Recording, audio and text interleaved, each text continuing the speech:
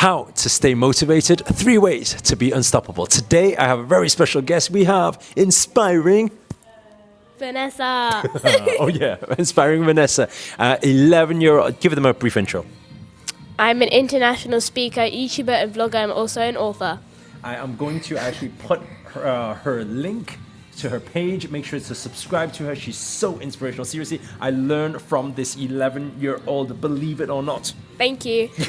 I actually do. And she spoke all around the world on major platforms, and you have to really make sure to subscribe to her so that you can actually learn from her too. Now, we're going to share with you something that's very powerful, but before we do so, hit the show reel.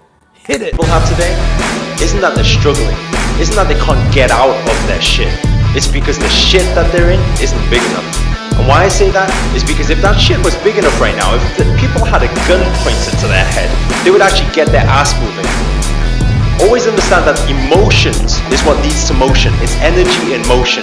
So if your emotional drive is not strong enough, you're not going to do anything to get out of it. What's up?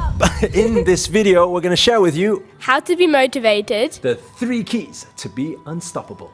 Because at the end of the day, especially when we're on this speaker tour and we're speaking all the time, like I know you're doing like some fashion shows and all that. Yes, I've recently been hosting for London's premier fashion week, so that was really exciting. But yeah. So being able to inspire other people, we obviously need to know how to keep our own motivation, Yes, right? Because of course. we won't be very motivational if we couldn't. We wouldn't even be able to be motivational speakers if we didn't have our own motivation to motivate us, to motivate you guys. So yeah. Yeah, this is very motivating already. I know, right? Okay, so anyway, we're going to get into the 3 keys we want to share with you from our personal experiences and what we feel that really does, get us waking up in the morning on time, getting to places on time, staying motivated all the time, and how do we have that energy to actually pass on to other people so that you guys on the other side of this video right now can feel this motivation and feel motivated to get moving, get your ass moving. So the first thing Is your drive. You need to find your drive. you need to find your drive. Now, what does this mean? Because most people, they're not motivated. You're not motivated by a goal. You're motivated by the why behind the goal.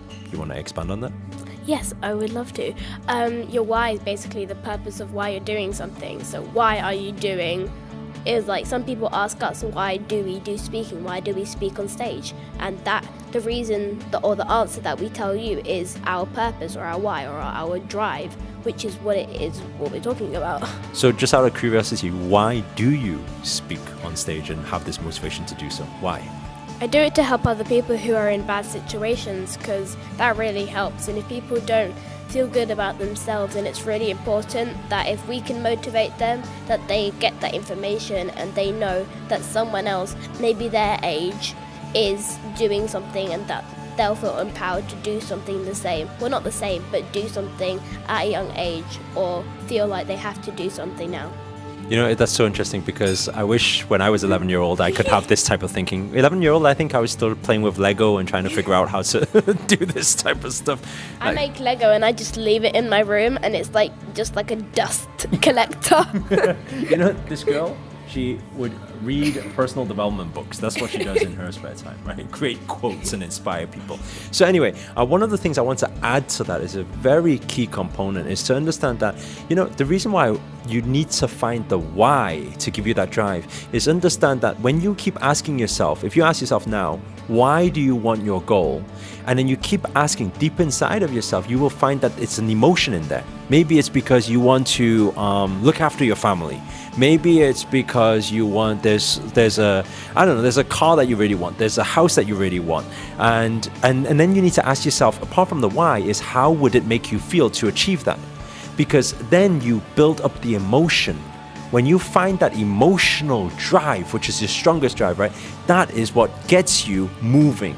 Remember, I always say this, emotion is energy in motion. So find the emotion behind your why. And keep asking yourself the question until you get there. Anyway, number 2.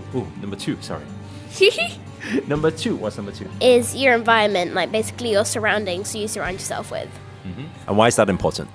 It's important because you seek other people's energy. If you're around somebody negative, you will soon become negative or be thinking negatively. If you're around positive people, you will soon be thinking positively. So the impact around people who you are with is really, really big. I think it's quite straightforward with our industry because we're in the industry of personal development and helping people. So we know that a lot of people who come to our events or go to our, even go onto our online programs or whatever, they all have a positive mindset. So we're kind of lucky to be surrounded by positive people all the time. I'm surrounded by her, she's surrounded by me. And we're just like, I guess this energy just bounces off each other. But I think a big question that a lot of people will have outside, the people who are viewing right now, is something that, we would face as well at times is, so what advice would you give to somebody who, their environment are not so positive? What if their family members are not so positive or not so supportive? Like in those situations, what would your advice be? With family members is like one of the biggest things that people say. Oh my God, my family is so negative, but they're my family at the end of the day. So what do I do to get rid of them? Or what do I do to be positive? If they are your family, and I understand that, just don't spend that much time with them. And that might sound a bit painful, but don't spend that much time with them, otherwise you're going to start adapting their energy, and that's ruining you from getting to your goals and your dreams. So it's really important that you make sure you're in a positive environment most of the time. I'm not saying that you completely remove them out of your life, but I'm just saying that you can cut out some time with being in them and being more with the positive people who you should be with. I totally agree with that. And another thing I'd like to add to that, work out how when you are spending time with them, how you can stay solution focused. So what will happen is, they will give you, some people are so negative, they give you a problem for every solution you give them, right? But then whenever they give you a problem, keep firing back with the next solution, right? And because through time, give them time, because at the end of the day, you love them, you care for them. So give them that time, give them that love. But as Vanessa was saying, make sure to have a big proportion of your time hanging around with positive people. Right? And when you can do that, and by the way, I want to do this, maybe I'll put some links to our events or our websites, and you can check out when our next events are. And maybe if you're around, or if you're in a different country, you can check out our websites. Maybe there's some I know Vanessa's got a really cool Audible as well, an audio book. So maybe there's some of these things you can listen to, which will really help you too. Yeah? Yes. Okay. And the final thing, number 3. What's number 3? Number 3 is kind of like a phrase, but it's think about step number 1 when you feel like quitting. So think about your why when you feel like quitting. Yeah.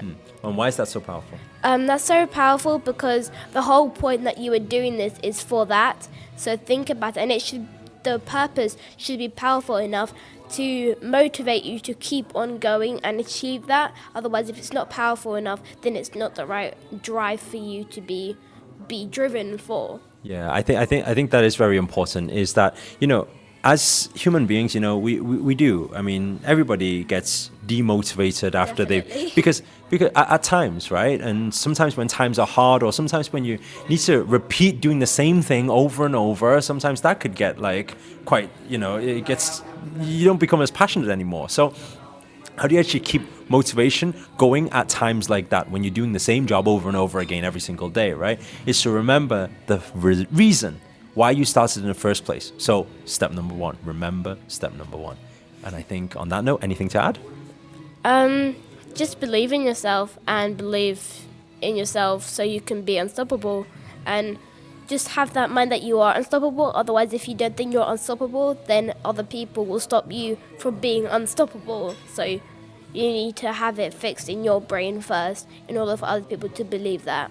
There you go, guys. You got it. So there's the 3 keys to make 2018 your unstoppable year. Anyway, guys, if you enjoyed this video, make sure to hit the thumbs up, give us a like, and do comment below if there's any other videos you would like us to cover or you'd like Vanessa to talk about. I'll get her on the show again. And aside from that, right, remember the final thing. If you have not already, make sure to hit the subscribe button, because I'm making daily videos now on business, on motivation, on strategies, on everything inspiring to keep you inspired for 2018 and make 2018 your best year yet. Anyway, for now, ciao.